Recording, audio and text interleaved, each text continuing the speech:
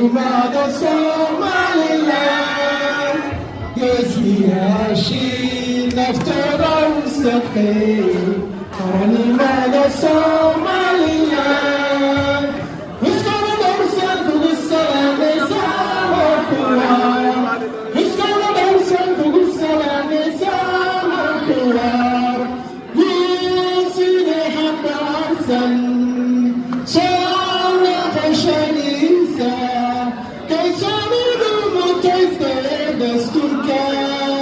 دستورك كل سلام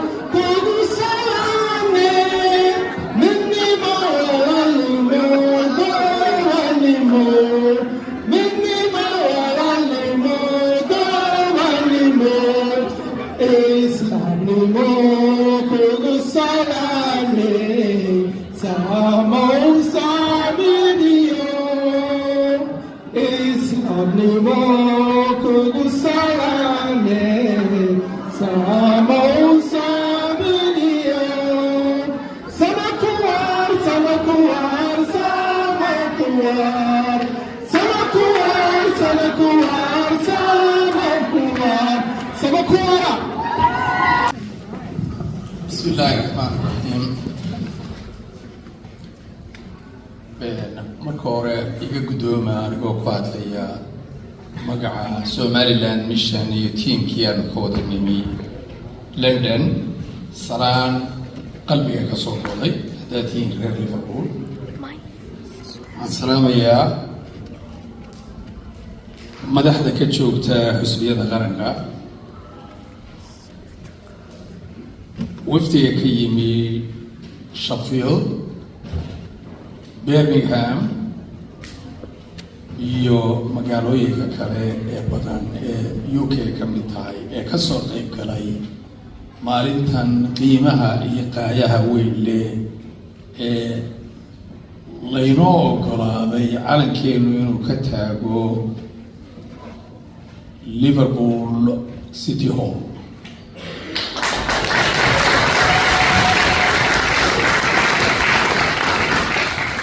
waxaan mar labaad sacabka ay ugu tuntaan shukri jaamaca maxamed iyo kooxdii la soo shaqaysay ee hawshan maanta ayna halkan u fadhino muddada dheer ku soo jirtay ee ka soo shaqaysay fadla qoysa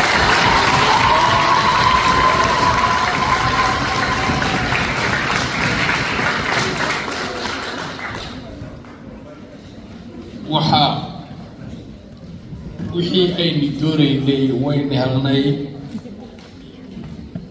hadalkayguna intii aan ka imi Chamber of the Liverpool City Hall ayuu iigu egyahay mahadnaqa ahaan aad iyo aad ba umahadsantihiin reer Liverpool inaa halkan lagu soo dhaweysaan caawa waxa weeye waa dabaaldeg reer Liverpool uma baahna khudbado iyo sheekooyin dheer oo aan idin galno waxaan idin leeyahay kow midnimo wadajir jabca wadajir bay wax ku wada qabtaan sidaa halkaa ka sii wada keep up the good work tii weyneydna insha Allah way inoo iman doontaa si degdega waa layna maqlay waa layna dhegaystay wayna gaadhnay aad iyo aad ba u mahadsantihiin haddaad tihiin reer Liverpool wassalaamu calaykum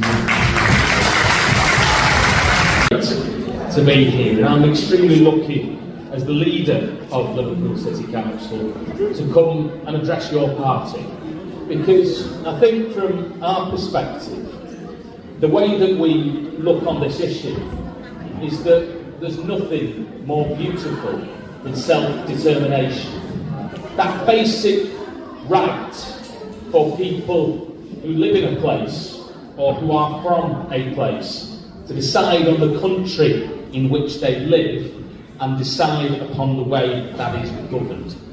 That is a basic, inalienable freedom, and it's one that we're really proud to recognise. You deserve that freedom.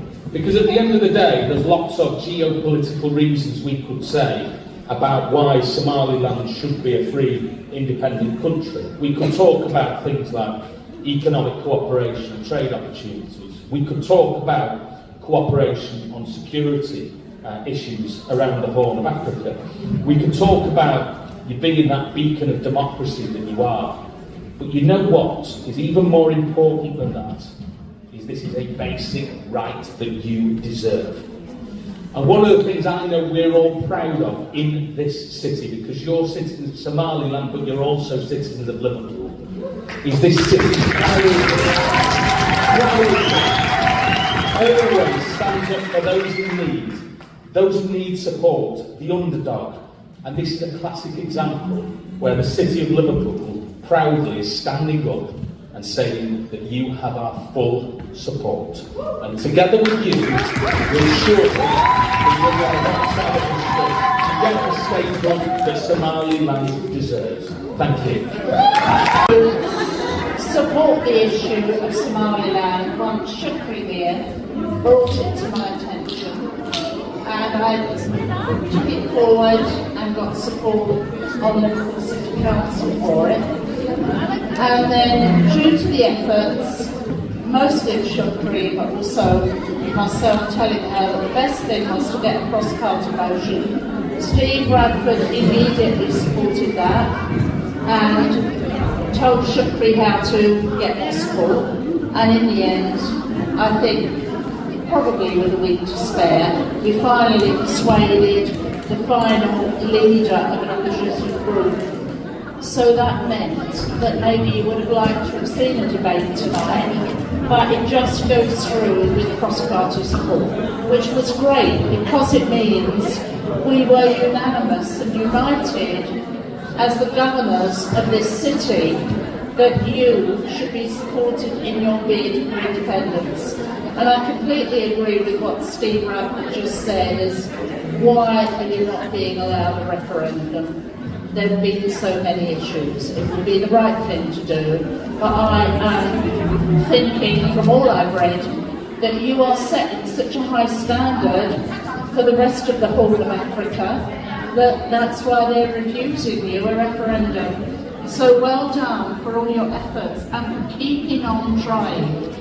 Maybe this could be the start of a snowball effect. I think that Liverpool had the oldest Somali community.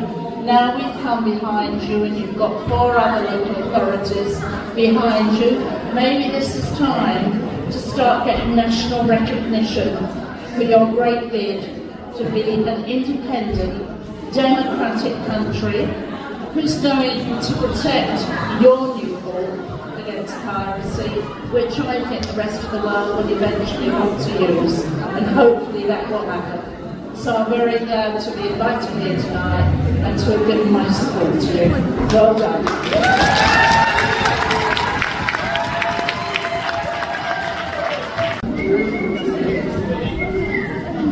Hello everyone. It's an honor and a privilege to be here to celebrate with you all. And I look around the room, it is so good to see so much young people.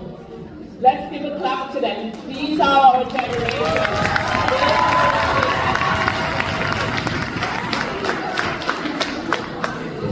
So, when you start, perseverance is something that we have. And Shukri and yourself, in terms of Somaliland, never giving up, fighting for what you deserve. And you deserve all this, and we are going to fight with you. And that's why I'm so happy that it was cross-party support to recognise Somaliland, and basically we have the MPs, we have to continue this fight until it gets recognised, until Somaliland becomes independent and a democratic state. So this is just the beginning. Greater things are ahead, and we just have to continue. And Shukri, we all join together, we're all one. So for fairness, but again, encourage our young people, the history, let it not be lost. And who tells the history, who tells the story. So it's just to encourage everyone and to say, it was a real pleasure and we are here for you. Thank you. وان سلام كالقعين هون يعني ذكوة السلام caawa runtii laba taariikhood baa dhacay oo aan la dafiri karaynin mid waxa weeye Liverpool اعترافkeeda inay اعتراafto oo magaalo rasmi ah oo weyn oo dalka UK ka mid ah ay tahay waliba taariikh dhan dadka reer Somaliland ay ku leeyihiin hadday ahaayeen Seaman hadday ahaayeen baac mushtari hadday waxyaabo fara badan door weyn hadday dagaaladii ka qayb galeen dagaalkii koowaad iyo dagaalkii labaad taariikh weyn baynu ku leenahay waana diiwaan gashan tahay arrintaas waa wax adduunka dhan uu ogyahay talabaad taariikhda kale dhacday waxa weeye safiirkeennii ugu horreeyey oo baarlamanka hor hadla baarlamanka Liverpool ka hor hadla taasuna taariikh bay inoo noqonaysaa weyn runtii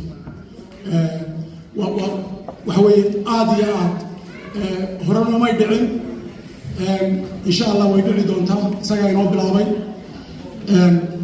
waxaan kaloo rajaynayaa Somaliland aan waxaan ku kalsoonahay maalin maalmaha ka mid ah inay xor noqon doonto weligeen iyo allahe intaynu noolahay yaynan give up garayn waqti kasta aynu u qaadatay waa inaynu dalkeena xoraynaa oo aynu xornimadeennii la soo noqonay waxaan mahadnaq u naqayaa oo kale shukri iyo tiimkeeda oo door way ka ciyaaray runtii qadiyaddan in ay Liverpool in ictiraafto waxaan kaloo u mahadnaqayaa Liverpool Somaliland community oo iyaguna door weyn ka ciyaaray in ay magaaladan in ictiraafto magaaladii ugu dambeysay in ictiraafaysa maaha haddii dhowr kaloo magaalo in ictiraafaan waxaan maranayaa Ingiriisku ictiraafkeena wayna siinaya runtii waxaa laynooga baahan yahay maadaama aynu doonayno in layna ictiraafo waxaynu aad iyo aad aynu u doonaynaa inaynu horta midnimadeenna adkayno cadow badan baynu leenahay runtii oo hareeraha inaga xiga cadowgaasi wuxuu doonayaa inaynu kala firidno cadowgaasi wuxuu doonayaa inaynu mar walba isqabsanno cadowgaasi wuxuu doonayaa inaan Somaliland jirin Somaliland gobol maaha Somaliland waxa weeye dal xor ah laakiinse weli aan adduunku ictiraafin adduunkuna wuu ictiraafi doonaa calankeenuna United Nations kaasu ka bilalayn doonaa anu waxaan idiin sheegayaa horta anu reer laascaanood baan ahay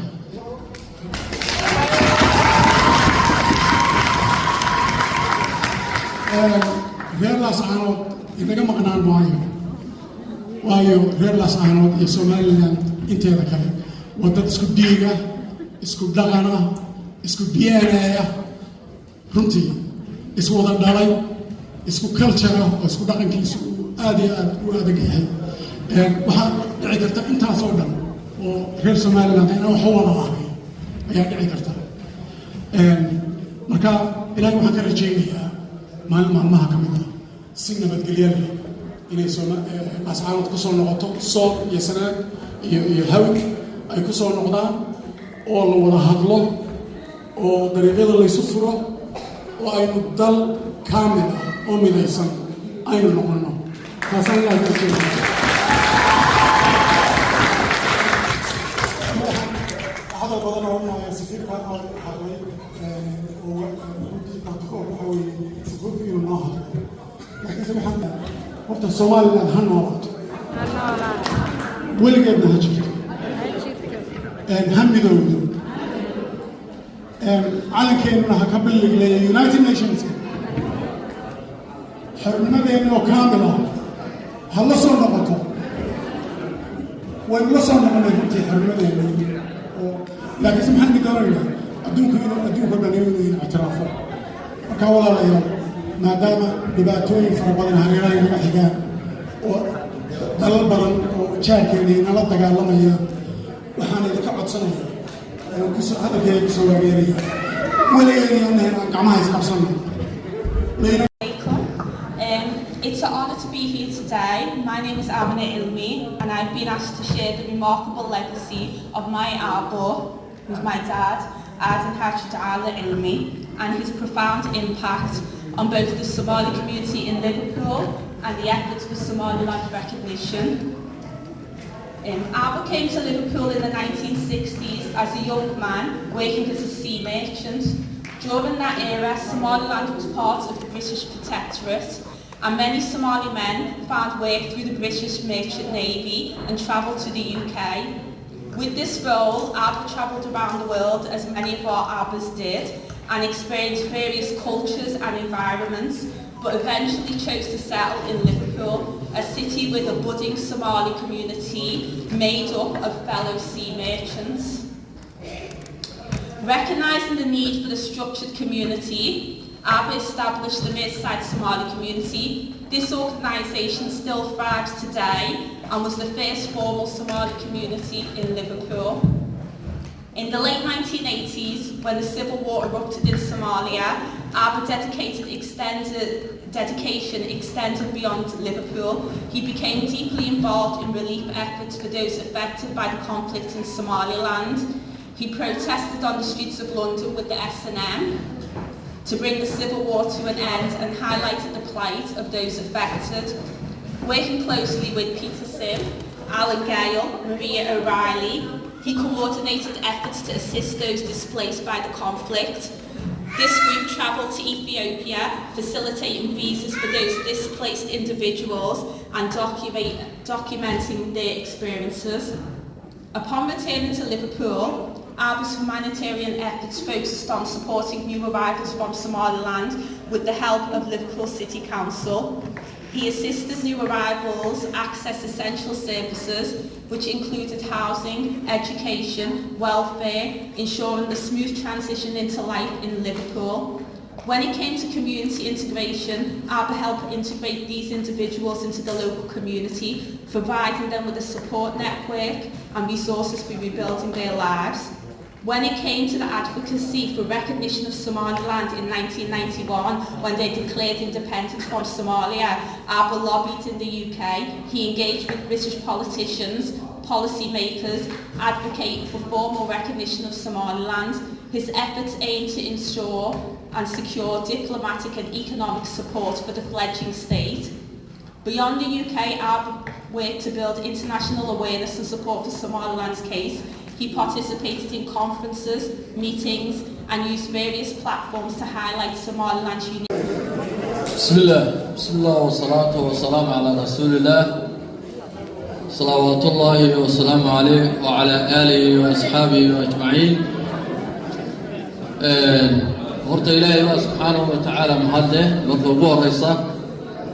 Allah subhanahu wa ta'ala halkan isugu keenay martida inooga timi magaalooyinka faraha badan ay ka mid tahay Sheffield, ay ka mid tahay London, ay ka mid tahay Birmingham, ay ka mid tahay meelo kale.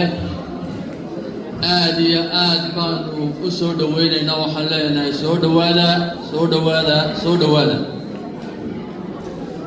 Marka labaad waxaan u mahadnaqayaa, waan halkan uga mahadnaqayaa Shukri Jaamac iyo tiimkeedii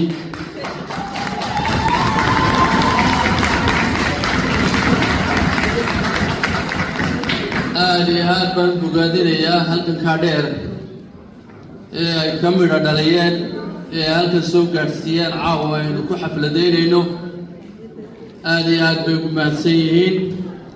dalkoodii iyo dhulkoodii ayay hawshan u galeen, u halgameen. halgankuna waa qoriiso dhiib. qaybta ka horeysana dad kalaa runtii u soo halgamay ilaa iyo 60kii iyo wixii ka horreeyeyba.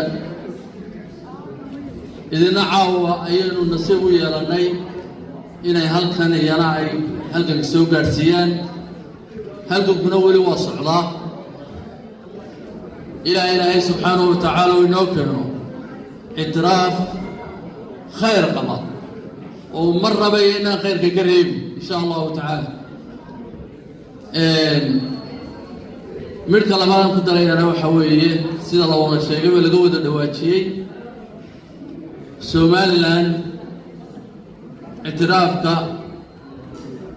waxay kaga midho dhalinaysaa midnimo iyo quluub qura iyadoo leh oo dhinaca wada jeeda ayay kaga midho dhalinaysaa ilaahay subxaanahu wa tacaala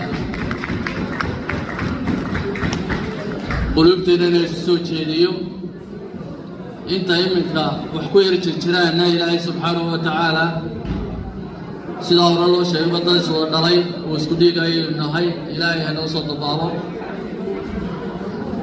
inagana waxaanu rajaynaynaa reer Liverpool caawa inaynu si fiican faraxno u dabaaldegno u soo dhoweyno ictiraafka konsolka Liverpool uu na siiyey insha allahu tacaala soo dhawaada ayaa leh martida aad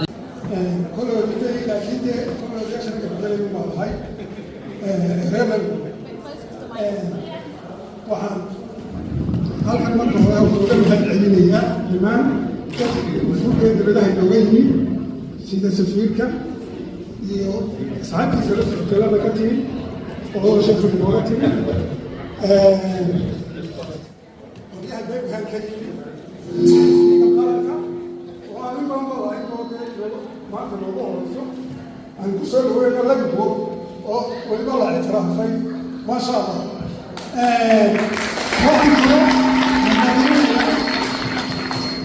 مليون قصة جديدة قصة لسه فردية حاولنا يعرف فردية ما أنت أنا هوصل يوم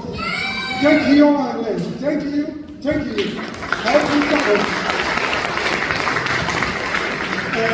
واحد خلاص الفاضل ضوية لها قبله هوصل تبرد قصة جديدة بدك رقبته أيوه الصوت شوف الجامعة وقبته هك ناس بيموت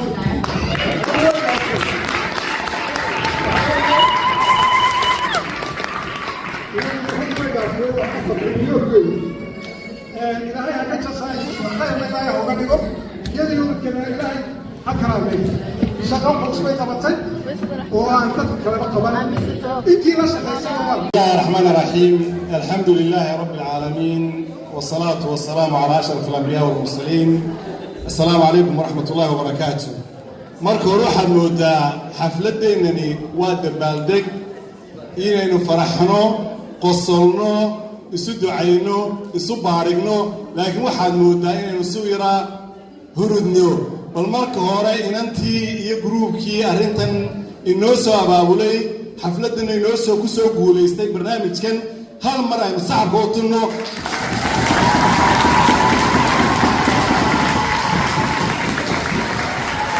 وحيودينا وحنادي على أمهاتنا يا سجارة شكرية تيم كذا هوشة أنت لا ينصح خبرتين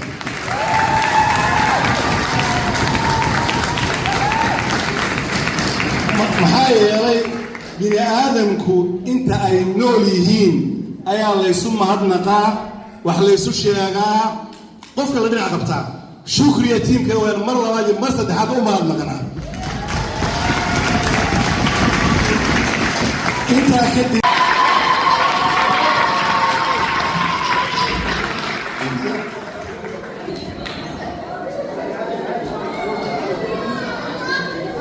Sorry. Yeah, I just wanted to say how lovely it is to be invited to see so many people here. And there was a tear in my eye in the hall over there at the recognition of Somaliland, which is absolutely wonderful. And it brought me back in my mind to those days in Ethiopia, where we were crossing the Somali border looking for people. And it brought me back to two people, and I guess three people in particular, to Adan Elmi, who was the most wonderful friend of mine, and was such an inspiration on that journey. It brought me back to Alan Gale from the Liverpool Labour Centre, who was just great fun and kept us all going. And it brought me back to a wonderful woman, and I don't know where she is, but her name was Zainab. Oka, and she had this amazing gift to go away from all the men and find the people that we were looking for. And she did, and she went out to into the communities of Hatishek, Daro, Rabasso, all these refugee camps where there had been so much terror, so much horror, and found people that we were looking for, so that ultimately we could try and bring them back. And I think that probably when I look at you out there and some of the young people, there's a little thing there that reminds me of being there and those days. So yeah, what a wonderful day. Congratulations.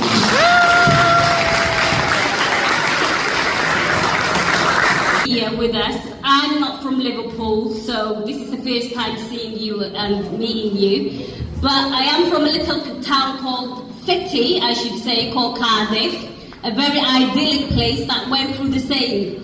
So just like Amina, who was before me, I'm also a daughter of a seaman.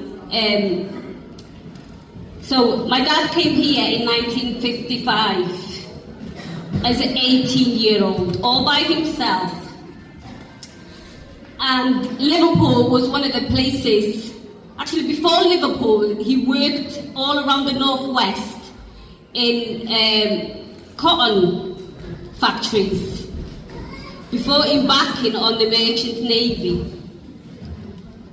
And in 1986, myself, my baby brother, and my mum joined him here for a short stay.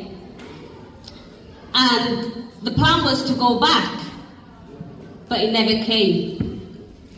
And we ended up naming Cardiff as our hometown.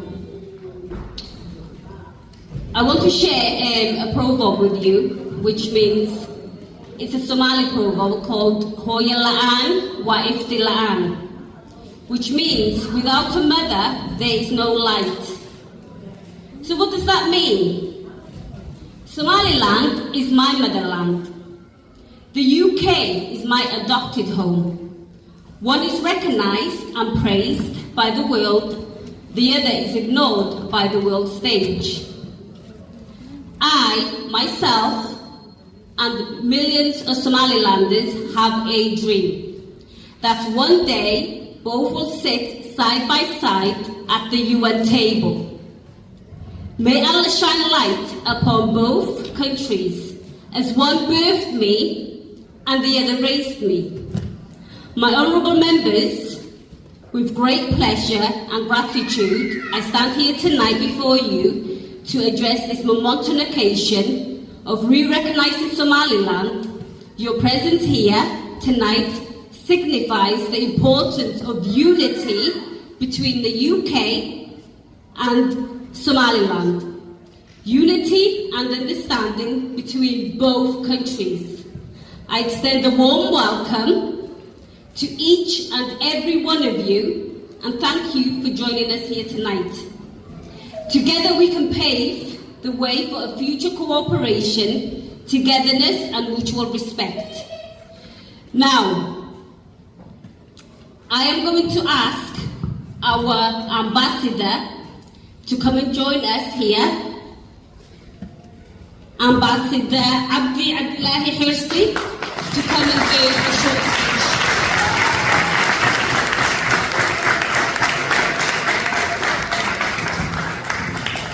Thank you,